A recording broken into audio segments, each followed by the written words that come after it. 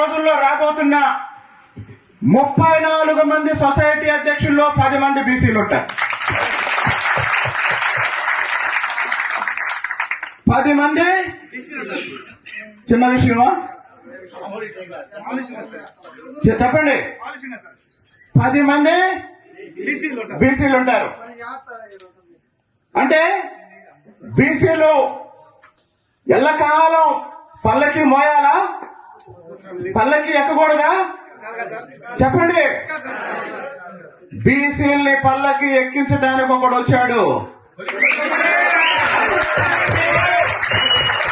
బీసీల్ని పల్లకి ఎక్కించడానికి ఒకడు వచ్చాడు. బీసీల్ని నాయకులుగా తయారు చేయడానికి ఒకడు వచ్చాడు. ఇంట్లో కూర్చున్న బయటికి పిలిచి మీరు పని చేయండి, మీకు పదవి ఇస్తామని చెప్పేవాడు అక్కడ వచ్చాడు. ఇందాక వెంకటేశ్వర్లు గారు చెప్పారు.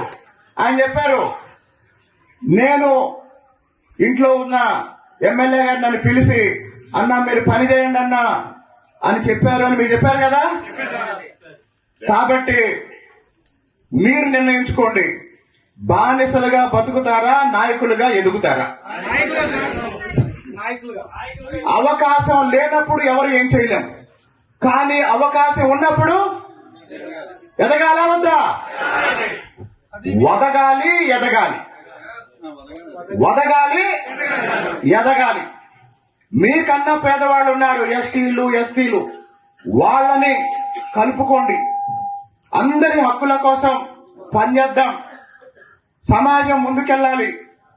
ఈ సమాజం ఎంత అభివృద్ధి చెందితే అందులో మన వాటా మనకి వస్తుంది.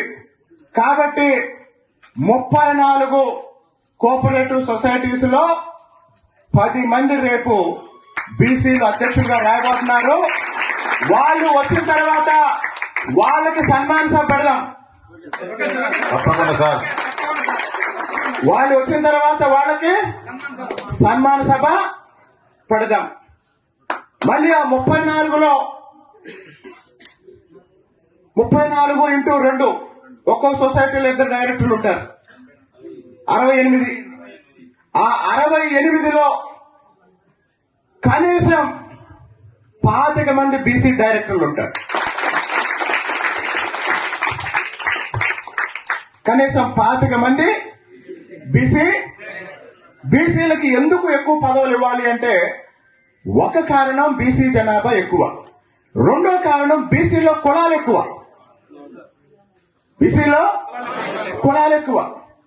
యాదవులకి ఇవ్వాలి, గౌడకి ఇవ్వాలి, ముదిరాజులకి ఇవ్వాలి, పద్మశాలికి ఇవ్వాలి, కమ్మరికి ఇవ్వాలి, కుమ్మరికి ఇవ్వాలి, వాల్మీకులకి ఇవ్వాలి. వాల్మీకులకు పోతే మళ్ళీ మా సీనన్న వస్తాడు. మళ్ళీ కాబట్టి ఇన్ని కులాలను అకామిడేట్ చేయాలంటే పదవులు కూడా వెంకన్న పైకి రన్నా. సారీ ఇందాక మర్చిపోయాం. కోలా వెంకన్న పెట్టింది తిరువూరులో అని చాలా మంది చెప్తారు. తెలుగుదేశం పార్టీ ఓడిపోలేదు, పార్టీని ఓడించారు. పార్టీని ఓడించారు. నేనేం చేశానంటే ఆ ఓడించిన వాళ్ళు ఎవరో గుర్తించి పక్కన పెట్టారు. ఓడించిన వాళ్ళని పక్కన పెడితే గెలిసిద్దా ఓడిద్దా? ఏమైతే గెలిసిద్ది. అదే జరిగింది. కాబట్టి తిరువూరులో తెలుగుదేశం పార్టీ చాలా బలమైన పార్టీ. 2 సార్లు స్వామిదాస్ గారు ఒకసారి 265తో ఓడిపోయారు, ఒకసారి 600తోనో 1800 అంటే తక్కువ మెజార్టీతో 2 సార్లు ఓడిపోయారు. అప్పుడు స్వామిదాస్ గారు కొద్దిగా అప్రమత్తంగా ఉన్నట్లయితే ఆ 2 సార్లు కూడా గెలిచి ఉండేవాళ్ళు. కాబట్టి తెలుగుదేశం పార్టీ తిరువూరులో చాలా చాలా పటిష్టంగా ఉంది. కొంతమంది స్వార్థపరులు వాళ్ళ వ్యక్తిగత స్వార్థం కోసం ఎన్నికల సమయంలో చేసిన తప్పుల వల్ల పార్టీ 4 సార్లు ఓడిపోయింది. ఒక్క నిమిషం. ఇప్పుడు ఒక్క నిమిషం. మున్సిపల్ ఎన్నికల సమయంలో మనోళ్ళందరూ కౌన్సిలర్ గా నిలబడ్డారు.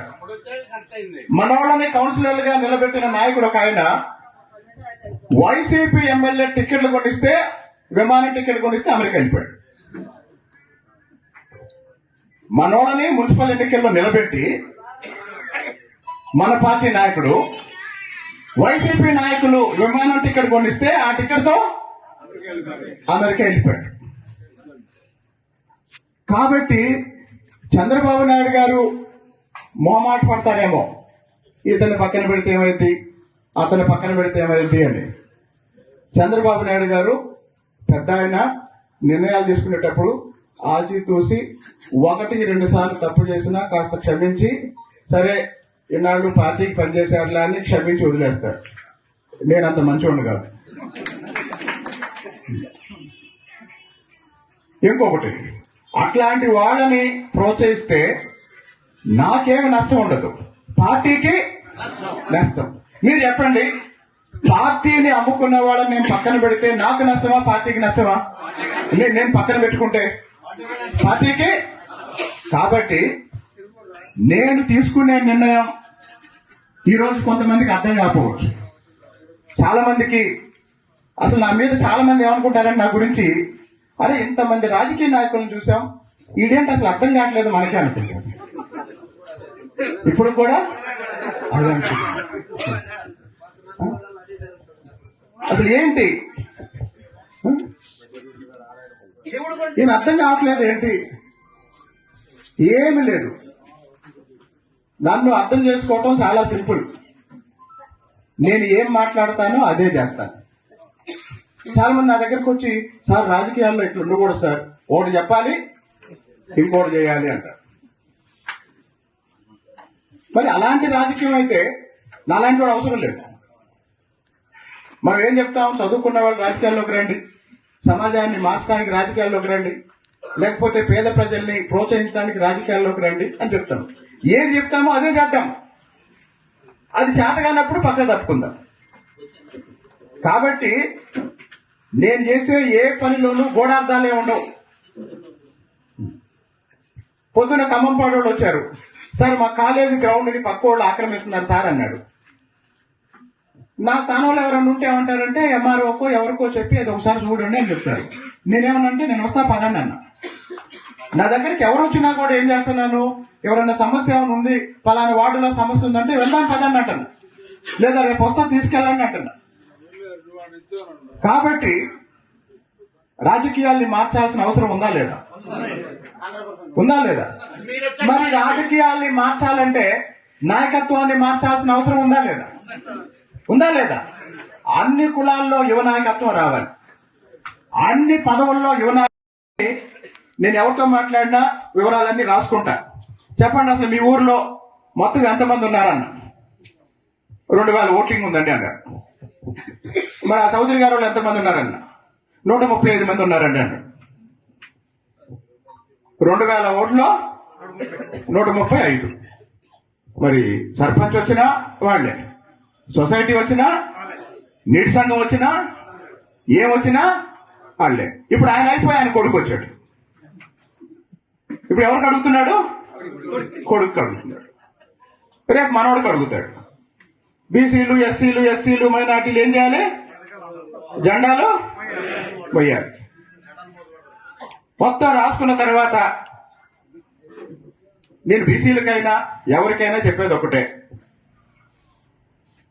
ఎవరు పిలిచి పెట్టారు, మీ హక్కుల కోసం మీరు పోరాడితేనే మీరు ఎదుగుతారు. మీ హక్కుల కోసం మీరు పోరాడితేనే ఎదుగుతారు.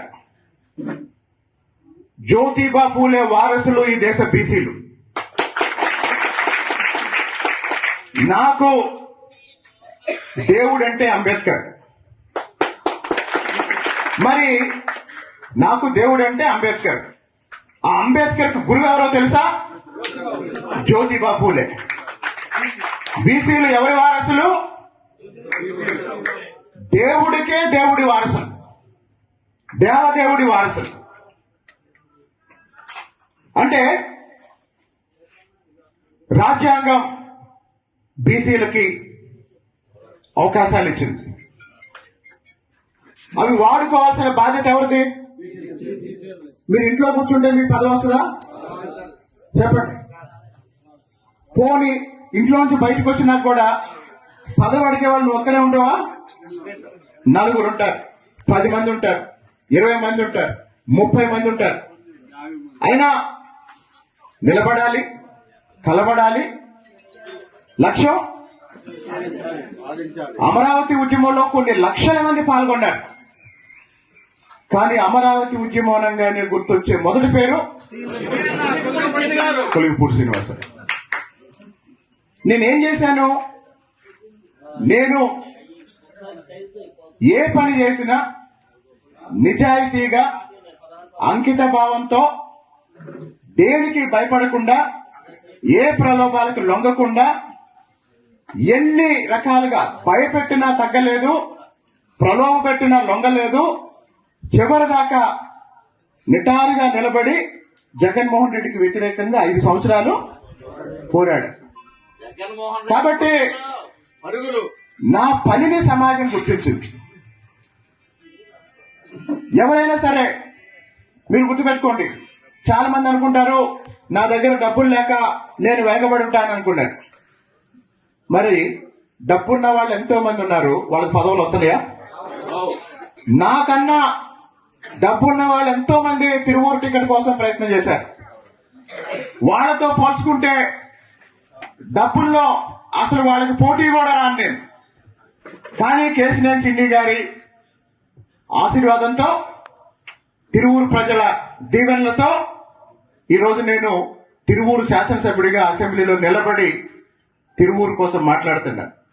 కాబట్టి డబ్బు వల్ల రాజకీయాలు చేస్తే పదవులు వస్తాయి అనుకోకండి. కులం వల్ల మాత్రమే కేవలం నేను బీసీని కాబట్టి పదవి వస్తుందా? చెప్పండి. బీసీ అయినా, డబ్బున్నా లేకపోయినా, ఎన్ని ఇబ్బందులు వచ్చినా నిజాయితీగా నిలబడి పోరాడి పని చేస్తేనే పదవి వస్తుంది.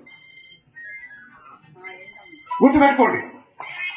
నాకన్నా ముందు 30 ఏళ్ల పాటు ఎన్ని అవకాశాలు వచ్చినా, ఎన్ని పదవులు వచ్చినా, ఏ పనులు చేసినా ఒక ఆయన పనిచేశాడు. పైసా లేకుండా ఎప్పుడైనా పని అయిందా? నాకన్నా ముందు డబ్బులు లేకుండా ఎప్పుడైనా పని అయిందా?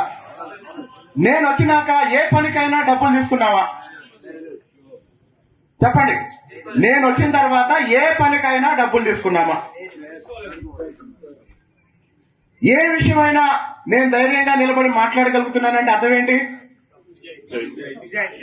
నేను నిజాయితీగా నిలబడ్డాను కాబట్టి. నిజాయితీ ఉన్న చోట ధైర్యం ఉంటుంది, అది లేని చోట ధైర్యం ఉంటుందా? నేను తప్పు చేసి బయటకు వచ్చి నిలబడి మాట్లాడితే చొక్కా పట్టుకుని అడుగుతారు, నువ్వు ఈ తప్పు చేసావని. నా మీద ఆరోపణలు చేసిన వాళ్ళు కూడా నిరూపించమని నేను బయటకు వస్తే సాక్ష్యాలు చూపించారా? చెప్పండి. నన్ను భయపెట్టాలని ఒక ప్రయత్నం చేశారు తప్ప ఏమైనా పోనీ ఆ దశలో నేను ఎప్పుడన్నా భయపడ్డట్టు గాని, తగ్గినట్టు గాని ఎక్కడన్నా అనిపిస్తుందా? చెప్పండి. ఇప్పుడు వాళ్ళు కూడా ఏమనుకున్నారంటే కొలిగిపూడి శ్రీనివాసరావు అంటే ఫైర్ అనుకున్నారు, కానీ వైల్డ్ ఫైర్ అనుకోవాలి.